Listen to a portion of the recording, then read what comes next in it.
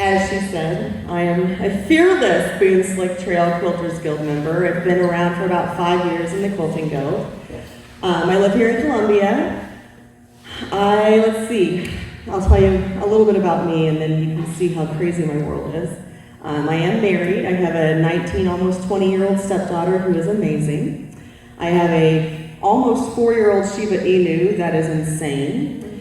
And I have a 5-year-old Siamese cat that loves to help me quilt.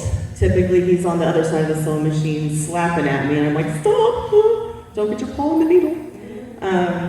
My husband and I have been married a little over 15 years. This is my second marriage, which we'll kind of talk about a little bit tonight too.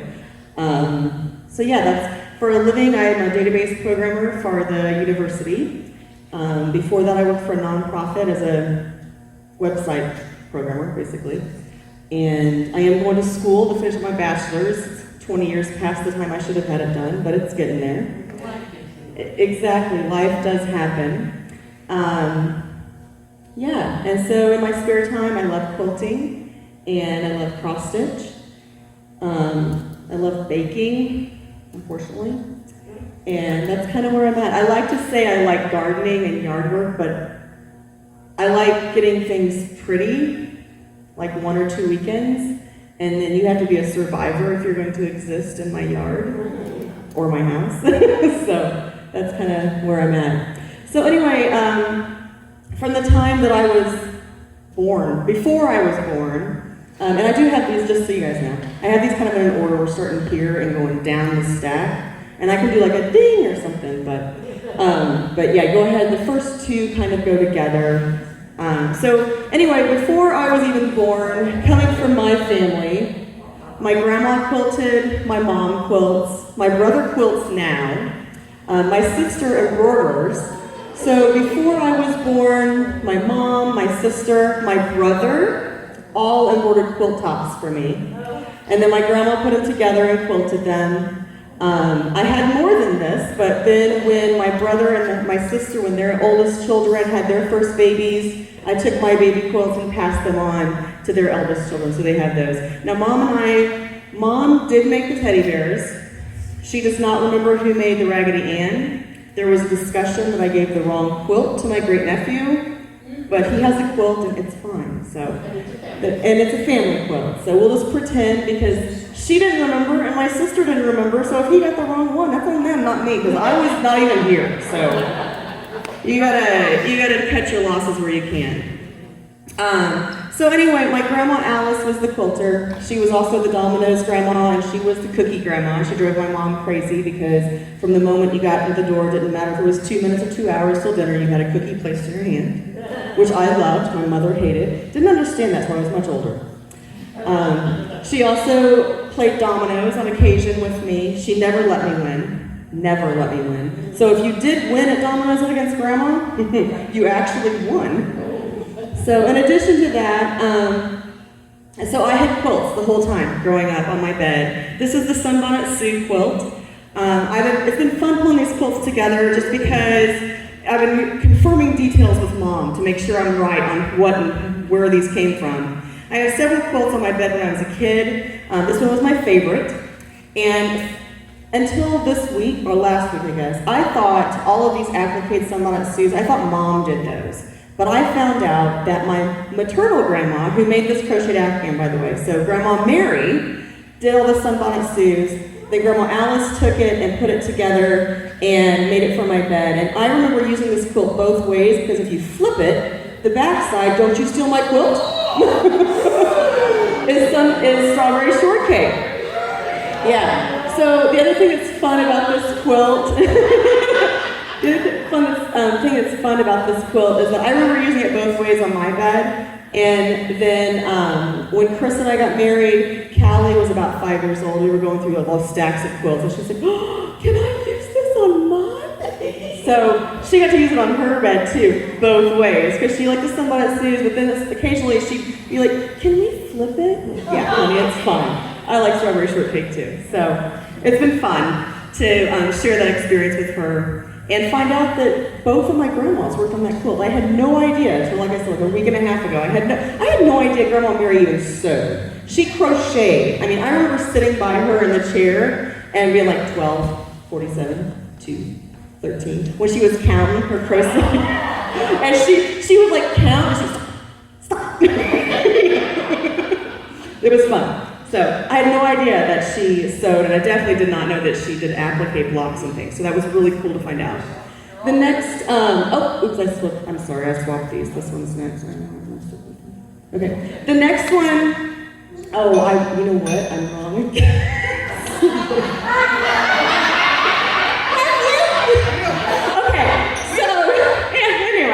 Okay, so this one is a cheater quilt.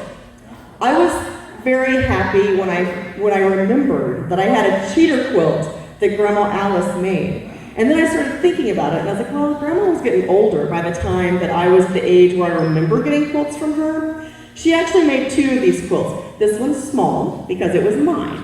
There's a larger one that belonged to my dad, so she made a quilt for each of us, because after dinner in the evenings, we'd go to the closet and get out our quilts laying on the floor and lay down on the floor and watch TV at night. Dad got up really early for work, so he would usually sleep and snore, and I would, sleep on my quilt and watch TV. So that was very fun. It also reminded me that, and I love that, most of her quilts have printed fabric on the back too, and it's so fun for me to look through these, knowing that they were made, 40, 50, 60 years ago, and Grandma was doing some of the same things that I think is so cool and so cutting edge and trendy now. Grandma was so ahead of her times. Okay, so the next one, for real this time, is the orange sunflower quilt. When I outgrew my little girl bed, moved to my big girl room on a big girl bed, and I don't really think that this quilt was made for me, but I claimed it, and I used it, and it's mine now because I took it with me when I moved out. I used it a lot on my bed. My mom embroidered the blocks, and my grandma put it together and quilted it. Now what's really cool about this one is that Grandma used the same design for a lot of her embroidered block quilts, and Mom just gave me her sewing tin a few weeks ago, and it has her handwritten pattern there on how to lay out your blocks and the measurements and how to do your setting triangles and all of that. And she made lots of quilts with the embroidered blocks and with this setting in it, because it worked great for a full-size bed. Full size. And all of these quilts that I'm saying Grandma quilted, they're all hand quilted too. Now I did notice something yesterday that made me feel so much better about myself, that most of her quilts, the binding is put on by machine, not by hand. And I was like, I knew Grandma was in my corner. I knew she was. They're very soft. They're well used. Yes. Which is cool. It is. Yeah, that's one thing I forgot to mention in the beginning. I love quilting, and I love my quilts, and I use my quilts. They get washed, they get dirty. I don't care if the cat and the dog lay on them. I don't care if the kids want to take them out for a picnic in the front yard. They are made to be used. There are very few, I have 3 quilts with me tonight that I would be like, no. But the rest of them, they're used, they're probably abused, they're washed a lot. So this next one is the teal kitten quilt, that's what I'm calling it. It also has embroidered blocks, because I grew up in a family where idle hands were given something to do. So I learned how to embroider at a very young age. These are definitely not the first thing I embroidered, but they're probably the first set of quilt blocks I embroidered. Now I say that I embroidered them, I probably did 3 of them and Mom did the rest, because I'm not very patient with embroidery. So Mom finished the blocks for me, helped me get them into a quilt pattern, following a pattern from Grandma, and then we worked together to put the prairie points on, which I put prairie points on a quilt not too long ago, and I had forgotten why I don't do that. There's so much ironing and prairie points, and oh my goodness, yeah. So anyway, so Grandma at that point she was older, her health had been declining. She was actually living in a resident care facility. So Mom quilted this quilt for me, and we took it up to show her, and she was so proud of me and so excited to see that I made a quilt. So this is what I consider, this one was my first quilt. Okay, so I married my first husband when I was 18, and as tradition with my family, you had to have a quilt for your bed. I mean, why would you not? You have to make a quilt for your bed. So I found a set of embroidered blocks, and I went to work. And I embroidered probably 2 or 3 blocks, and I said, Mom, can you finish these please? So Mom, being my mom, finished the blocks for me. And then I set it together in a pretty simple design. And I actually sent this quilt to a group of ladies in Chamois, Missouri that had like a quilting bee, and they would hand quilt quilts for you. I had no idea like what I was getting myself into with this. I was just like, okay, I'm just gonna send them this stuff and they're gonna do it and they'll give it back to me, right? It's like a year, and I finally got the quilt back with a bill for like $150 because they charged by the spool of thread. This was like 1995, 96. I had no idea it cost that much to have someone hand quilt a quilt for you. I would not have marked it up so well. Not to mention, I had been, I grew up in a family with a quilter, so what do you mean? It's like $150. Oh my gosh, Grandma would just like do it and give it to you and woohoo, quilt, So that was an eye-opener for me. Definitely, when I started thinking, wow, these are probably something I should take care of. These are special. So, yeah. That's the only quilt that someone in my family did not quilt that's with me tonight. Okay, so time passed, and quilts weren't really in fashion, and it wasn't really, in vogue or whatever to have quilts in your home to decorate with. And I bought lots of comforters, I bought lots of blankets, and I even bought a few manufactured store-bought quilts. I know, terrible, but I did it.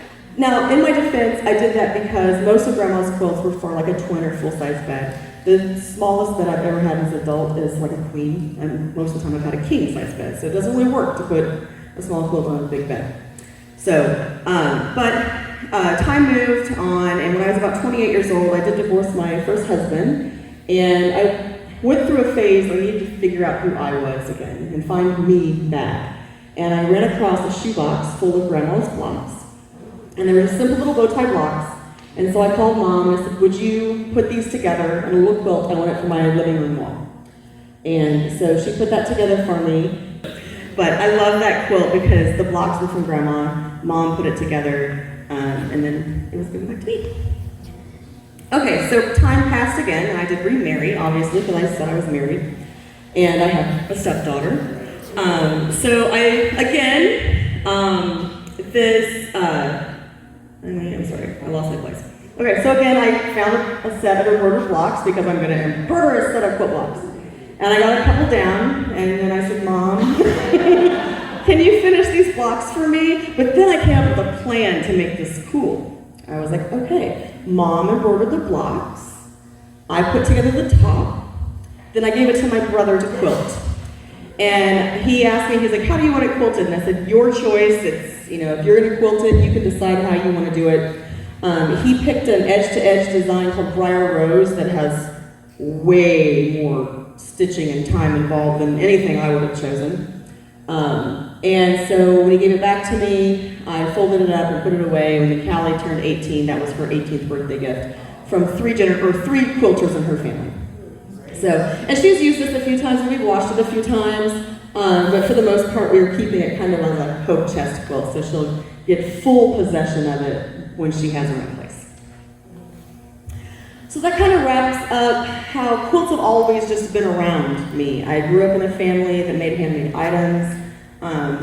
Quilts were always part of that. And it's kind of like with anything else. If you grow up with something that's around you all the time, you don't really understand how significant and how special and how lucky you are to have all of these items.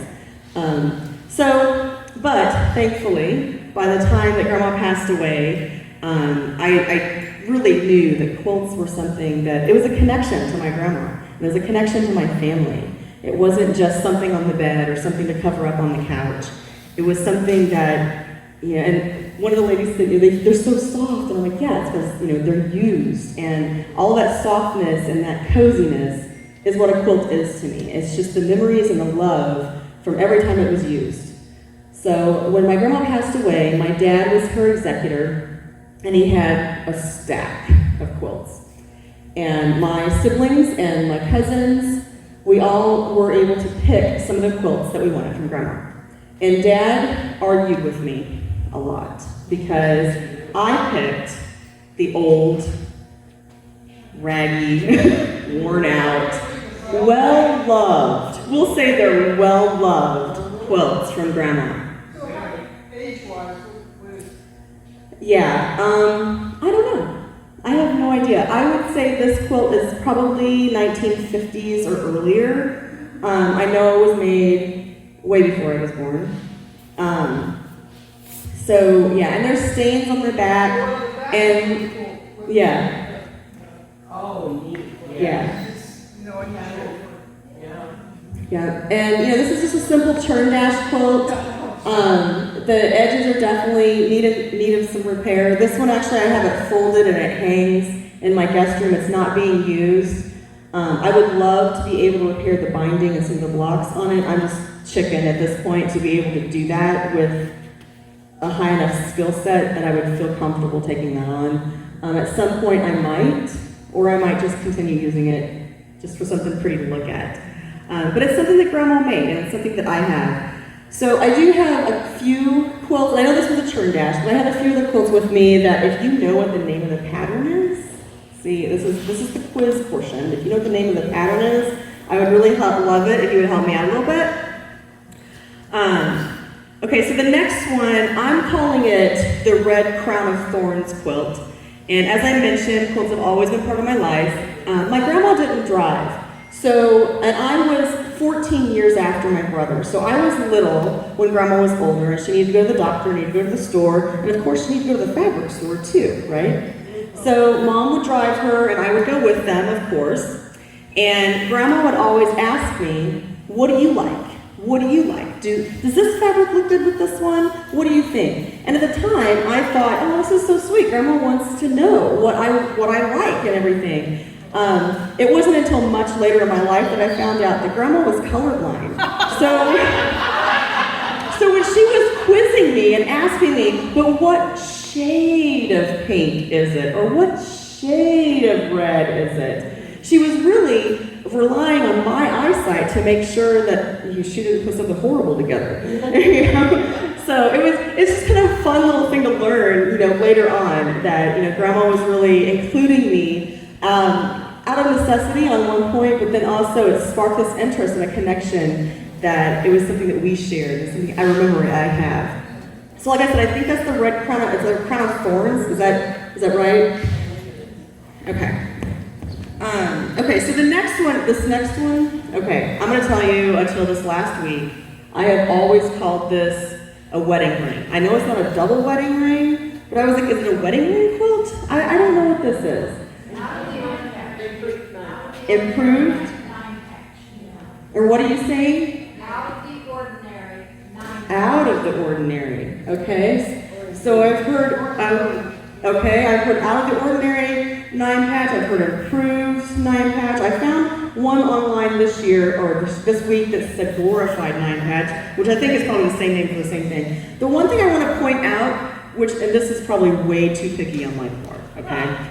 But the one thing I want to point out was that most of the glorified and the improved 9-patch blocks that I found, this pink piece was like 2 pieces, and it's not in this quilt. It's one scallop piece, which, like I said, since I've been quilting, when I look at some of these quilts that Grandma put together, I was like, oh my gosh, I definitely don't have the patience. I mean, you have to that's a lot of curves to put in there, and you have no way of getting away from them. They're everywhere. So, yeah. And something to share with this quilt is that Grandma always used a treadle sewing machine, and so she hand quilted all of her quilts. Nothing was sent out to be finished. I remember Dad not really complaining, but commenting that he had to carry another quilt up from the basement, because Grandma would hang these 2x4s from the rafters in her basement and stretch her quilt and then go around and pin it, and then she used this twine and would lace it to the frame and go through the little holes, and she would pull it tight. And then Dad's job was to go down there and roll it up and carry it up the stairs and put it on our quilting frames in front of the picture window. So, like I said, Grandma hand quilted. And I was a very curious child, and I was going to spend time with Grandma. So she would give me a needle and thread and let me quilt with her. But my thread never had a knot in it. So, yeah. So I would quilt along, and I'd say, how am I doing? She was like, oh, honey, that's so good. And she'd pull it out and say, here you go, try again. Now I'm like, man, I can't believe she did. I do not remember being upset with her about that. I do not remember being discouraged or frustrated or anything. It was just the way it was. That was time with Grandma, and that's how it was. She was teaching me how to hand quilt, which I do not do. So I'm not going to say she failed, but I don't do it. She was teaching me to hand quilt, and she was teaching me the patience that goes along with doing something over and over and over until you perfect it, until you're satisfied with it.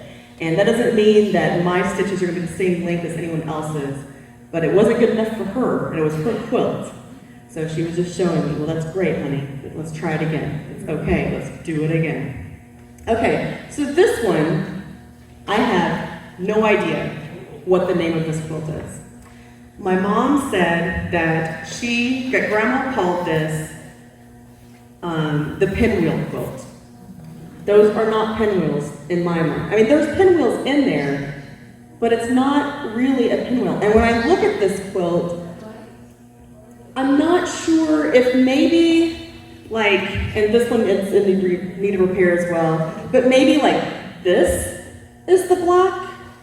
And then I think, oh my gosh, that drives you crazy to try to set that together. If you had just had one section of these four and you have to all set together, that would drive you crazy. So I really do not know. I can't even figure out how she put it together.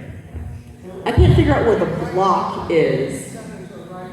Yeah, the centers are right on. They are. It's sickening.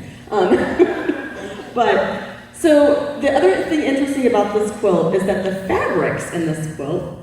Oh, by the way, like I said, Grandma with her cheater quilt, she was really trendy. Grandma was super trendy because this is like Scrappy quilt extraordinaire right here, right? My mom told me for this quilt, she remembers Grandma calling and contacting everyone in the family and saying, if you have any fabric left over, I need it for a quilt.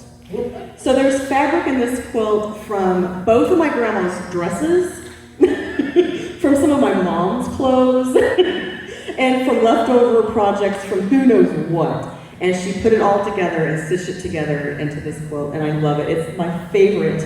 It's probably one of my favorite quilts that I don't consider my special quilts.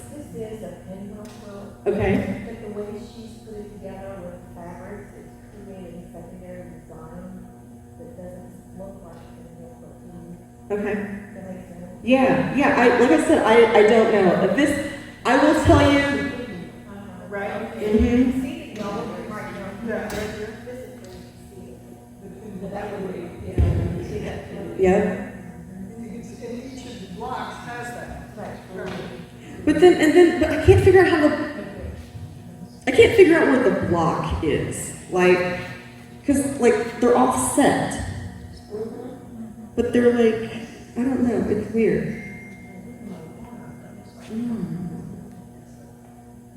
End of the day? Yeah. It's probably one of my favorite quilts, and probably because, like I said, to me, quilts are more than fabric. They're more than cotton and thread and batting and the fabric. It's the memories that go with that quilt. That is the quilt that every Saturday morning that Callie was with us when she was little, she would run and grab and come get me to go watch Saturday cartoons. So that was our couch quilt, and we snuggled with it every Saturday to watch cartoons. So to me, that's the cartoon watching quilt. But like I said, I would love to figure out the pattern and possibly make one. I don't know if I have the patience for that. I have to figure out what the block looks like, and then we can go from there. Okay, so the next, I have 3 or 4 quilts. The next set are kind of what I want to say are my favorites. They're definitely my favorites. They're my prized possessions from Grandma. This first one is the State Flower quilt. It has embroidered blocks, which my mom did, of course. Grandma set it together and quilted it. when I was asking my mom about this quilt, she said, well, send me a picture and I'll let you know if I embroidered those blocks or Aunt Myrtle did. And so I sent her a picture and she's like, oh yeah, I did those. And it just hit me right then. I love the fact that with that picture, my mom was able to say, oh yeah, that's my work. I aspire to make things that someday I remember or someone else in my family or my friends can look at and go, oh yeah, Laura made that. I know that. That's her work. That is just so amazing to me. And I love the backing on this quilt too. If you would I just love how she used, and I think they're probably sheets. They're probably sheets. But I just love how a lot of the backings on her quilt are printed fabrics. Because I do that too. And I had never made that connection that was something that I had in common with my grandma. Yeah, She did. Grandma loved prairie points. Grandma had a lot more patience than I do. Yeah, I like prairie points too. I just don't like putting them on there. Okay, so the next one is, so we had the state flower. I also have the state bird quilt. Now, this quilt, when I asked my mom about the state bird quilt, she's like, oh, yeah, I painted those. But she seemed like she was so disappointed in herself or in the quilt or how it turned out or something. And I didn't ask her for any more details. But anyway, so she painted these. Heaven forbid. She decided not to embroider that week. She said that these were stamped blocks, and to me it probably was like an Aunt Martha packet with the iron transfers. I know that I've seen some like that. So it's a pretty simple design. It's just, squares for the most part. But then in the quilting is on the diagonals, like a cross-hatch quilting, which again I think is so cool because I've seen a lot of people doing that lately with their quilts. So I'm like, well shoot, Grandma was doing that 50, 60 years ago.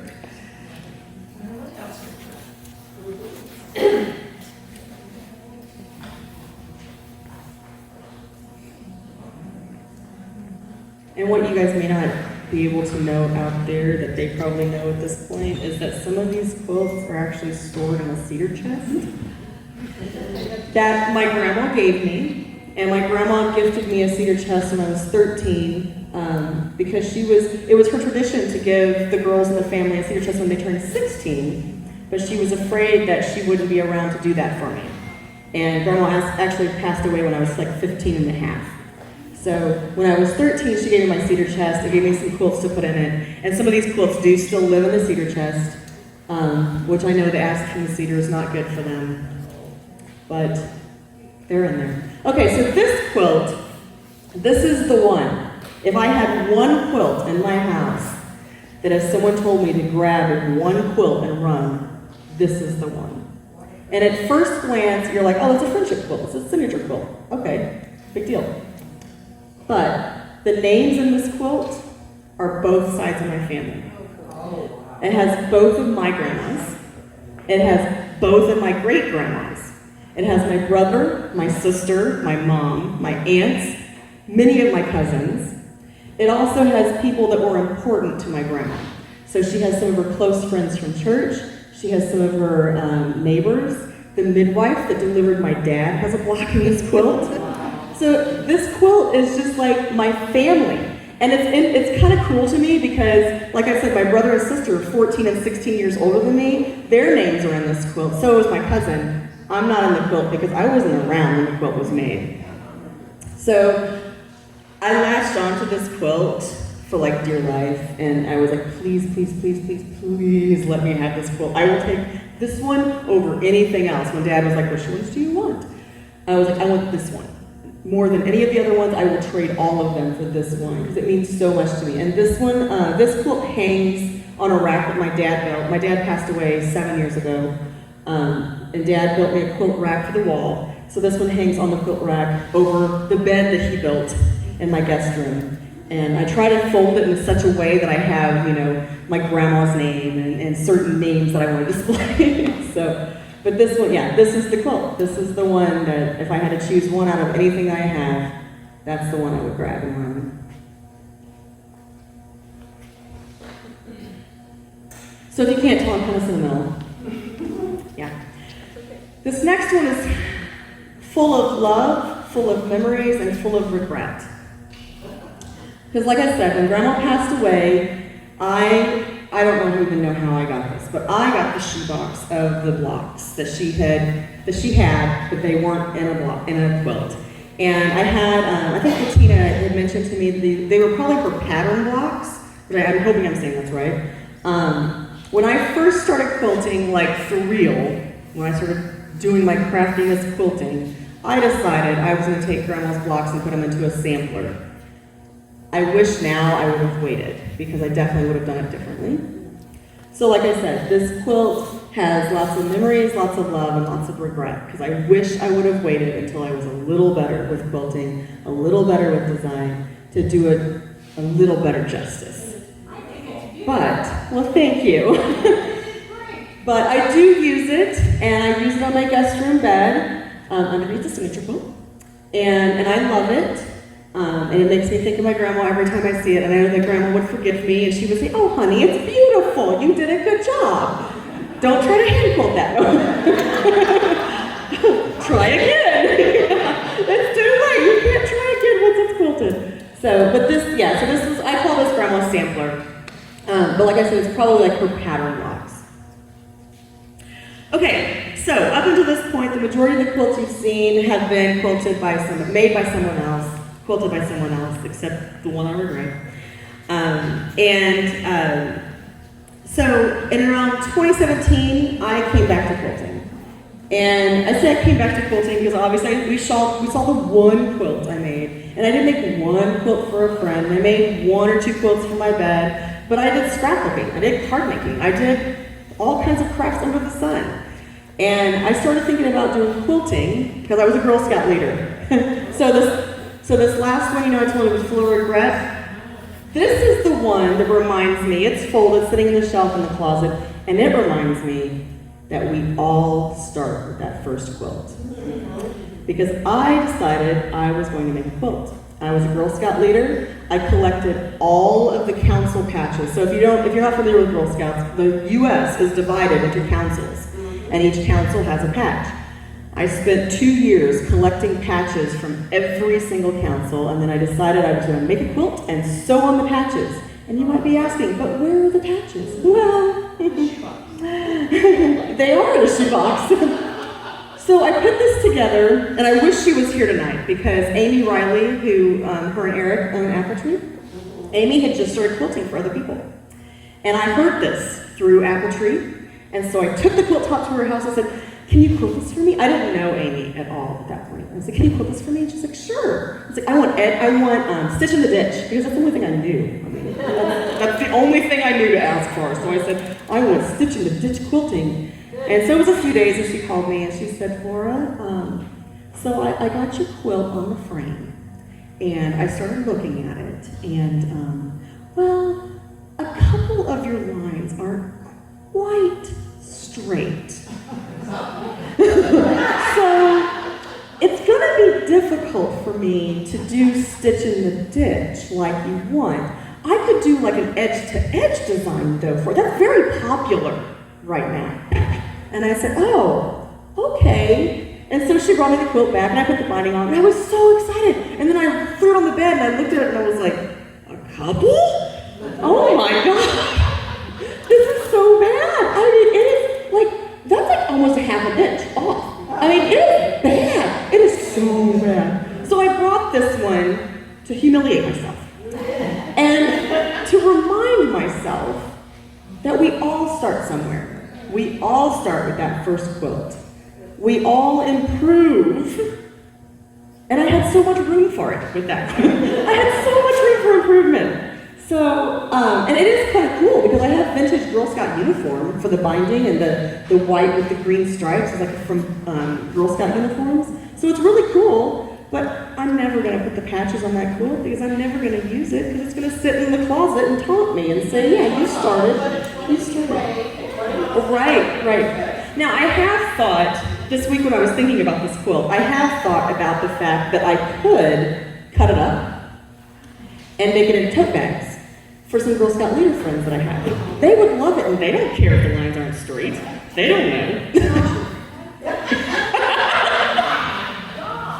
But think, I could make like 4 bags out of that, it'd be fine. And it wouldn't be in my closet taunting me.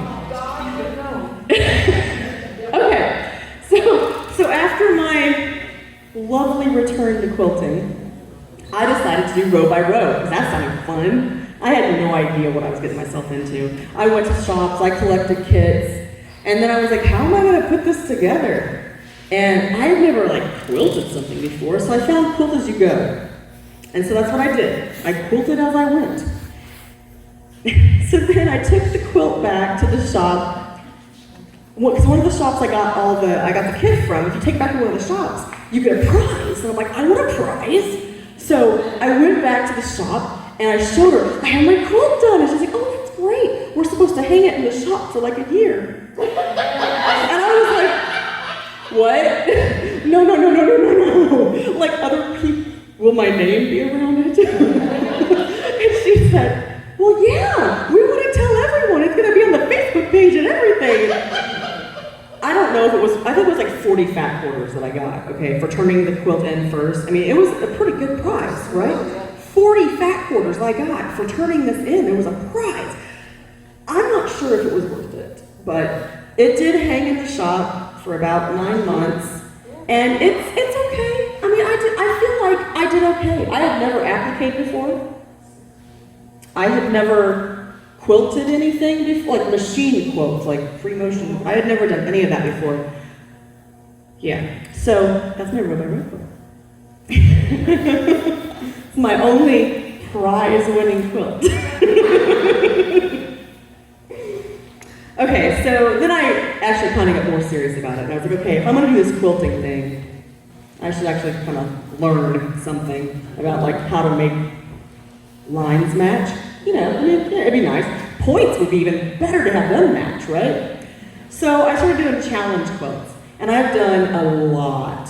And like when I talk about challenge quilts, I think about like a group is out there, they're like, hey, we're gonna give you a mystery block, and you're gonna make this one block, and we're gonna give you one block a week or one block a month for a year or 6 months or however.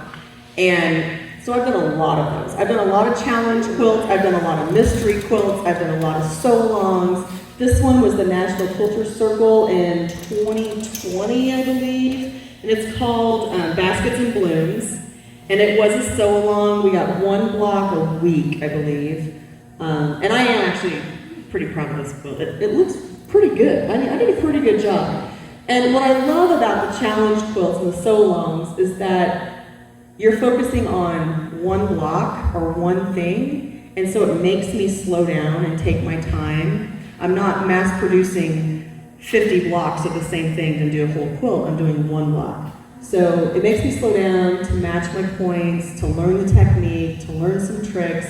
And it's also great because there's typically groups involved where you can go and learn from others' mistakes. And you can get tricks and tips from them. And it's just really helped me significantly as a quilter to be able to ask questions and to find, 4 or 5 different ways of doing the same thing.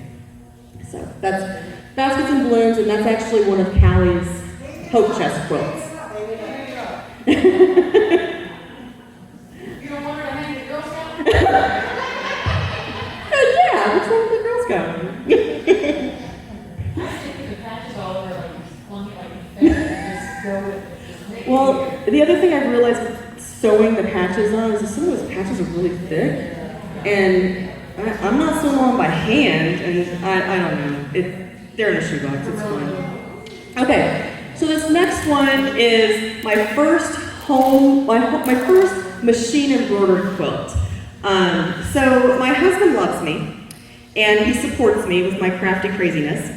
And so he gave me an embroidery machine for my birthday a few years ago, and I decided I was gonna make a quilt and gonna embroider a whole bunch of stuff. So this quilt is the first one that I designed myself. So it has and I call it, It Takes a Village.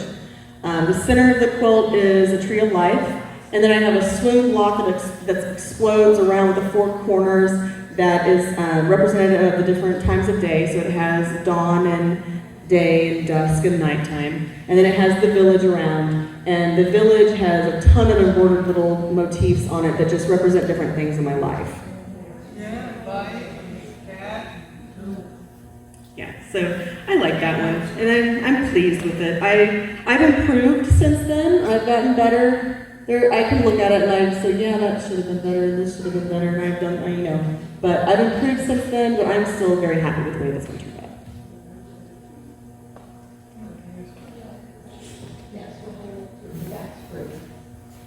Oh, I love the backing on that one. Yeah, that fabric's my favorite. Yes, leftovers from anyone else. This next one is the huge quilt now. Like I said, I was trying to work on my precision. So Fat Quarter Shop did a socialite sew-along, and they had in 36 blocks, and they gave the blocks out in 3, 6, and 9-inch patterns, and they were all free.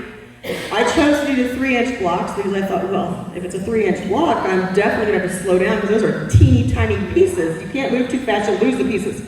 And then I also figured if it was like really terrible, it's such little fabric, you just toss it and start over. So I finally, I got that together, and I definitely learned how to press open seams. Yeah. And I definitely learned how to match my points and get a little more precise with my sewing. Now, not all those blocks are precise, and it's kind of fun when I had them laying out in order, because you could see from like where I started and where I ended, and I was like, hey, I'm improving. So it's kind of fun to be able to see the progression in that quilt, that I was actually getting better at it eventually.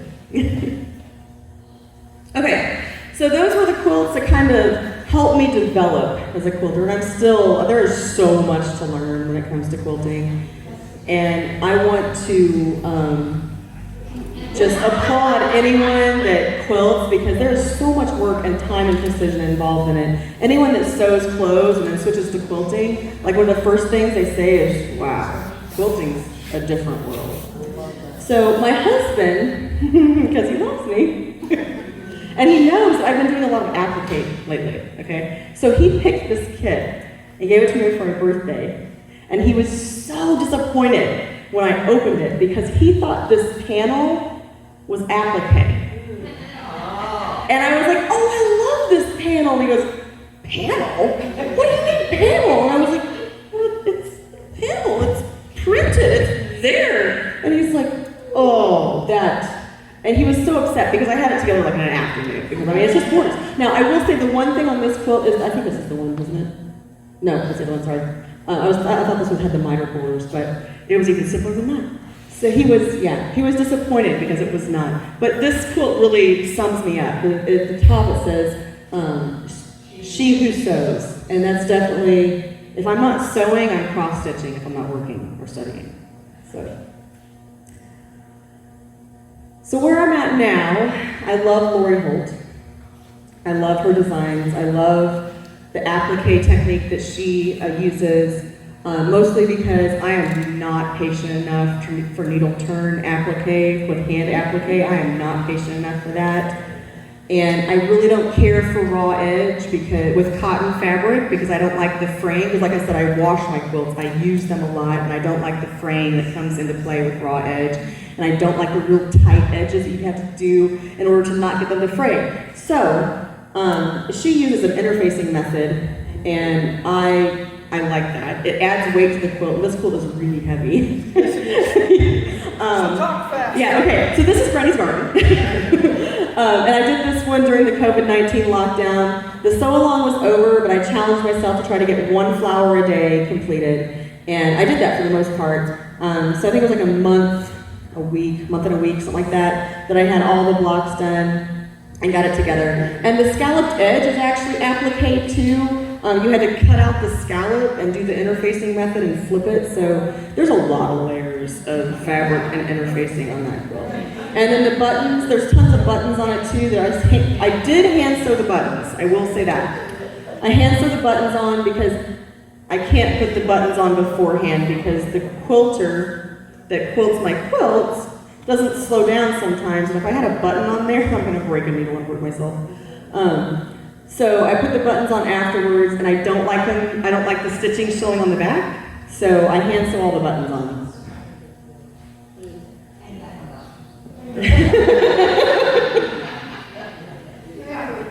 See, this is my good stack. You have to go through all of those, and this is my, no.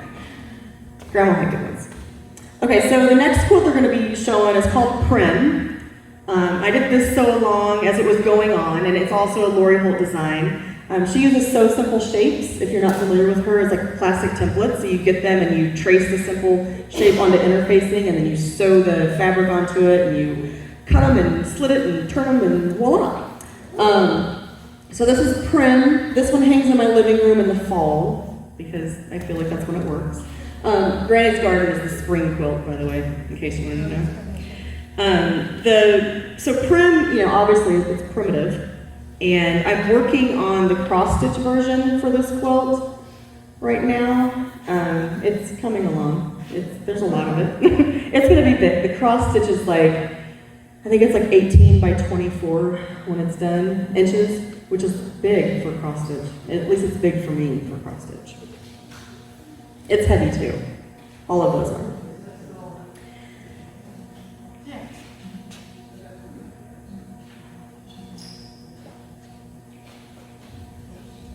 Oh, in Granny's Garden, I actually purchased her kit for the fabric, and then Prim, I just used my stash, and my family tells me they like Prim better because the colors match my home better, which makes sense because it's my stash. Yeah. So then this one is Flea Market Flowers, and I love this quilt, and I do have the cross stitch for it completed. I'll do that. And then Flea Market Flowers is my summer quilt. I have a long draper, or not a draper, a curtain rod on my living room wall, and I put sleeves on these, and then just hang them and take them out throughout the year. And this is the first one I put rickrack on in the binding, which I don't know if I like it or not. I don't know if I like the rickrack on the binding or not. I like it. I don't know how it's going to hold up.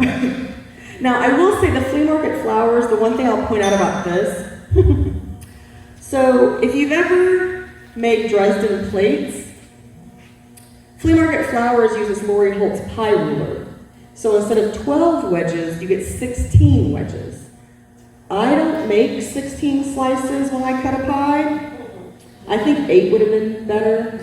I'm telling you, by the time I got done with this one, I was so tired of making the Dresden plate type flowers. I was over it. I love the quilt. I will never make anything like that again. The cross stitch wasn't as bad.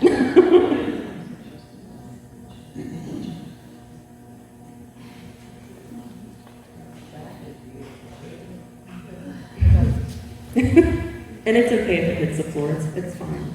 They get used and washed. So this next one, just to prove that I don't only do applique these days, I still love my piece blocks. And this was the red and white sampler that Lori Holt did on her blog. If you haven't noticed, I really like Lori Holt. I really do. I have most of her books. And the red and white sampler was, and this is a big quilt, by the way, so if it hits the ground, it's fine. It's fine. This was a sew-along she did using Farm Girl Vintage 1 and 2 and Vintage Christmas, all 3 of her books. And then the border I chose out of her spelling bee book because I like the scallop. And I actually used that scallop border on Callie's 18th birthday quilt too. I love the red and white quilt. And that was one of the reasons I did it, was because I have a blue and yellow basket quilt that I made because I wanted to make a blue and yellow quilt. And I also wanted a red and white quilt. And so this, yeah. Most of the reds, there was a kit. I did not purchase the kit. I actually went to Appletree into their clearance room and stocked up on red fabrics. Because I didn't have enough red fabric to get a quilt done. This weighs more than you do. It's pretty big, yeah. I think it's an oversized queen. It's not quite a king, but it's an oversized queen. So this was one of the last ones I made. This is called My Happy Place, which is again a Lori Holt quilt. This one hangs in my office/craft room. The only thing I did with this one is there's an extra border that goes around the outside, but it wasn't going to fit my wall, so I didn't put that border on. And so then this one, yeah. All of those stupid buttons in that jar down there, hand sewed all those buttons on. Went to hang up the quilt and realized that button jar hangs behind my monitor on my desk. So you don't even see it. So I had to redo my whole office just to make sure. So I did. I moved the wall that my quilt hangs on. I moved my desk over.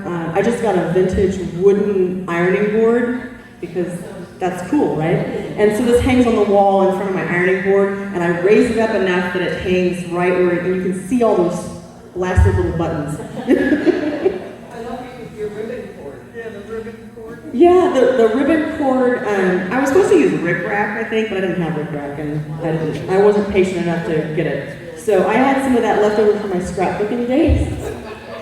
Some ribbon from stamping it. We'll make sure the buttons show. That was a pattern. It was a sew along My Happy Place, a Lori Holt, and it has all of that one and the Prim and the Granny's Garden have the So Simple shapes. And if anyone wants to make any of those quilts, if you want to borrow my templates, feel free to reach out and tell me because I'm fine. I'm done with them now. Okay, so this one is not Lori Holt. Watch you sting on this one, Jim. This was a kit from my husband. He actually, this is kind of funny. He gave me this for Christmas, and he said, "It's such a pretty fall quilt." And I looked at it and I was like, well, I mean, Halloween's in the fall, but this is a Halloween quilt. But he was very proud of himself, and I love the quilt, so it's fine. But then, as we started talking, I realized he chose this because he said, well, you know, it's got some applique in it, and it's got some different kinds of blocks and stuff in it, and I think it's going to take you a while. So, as I was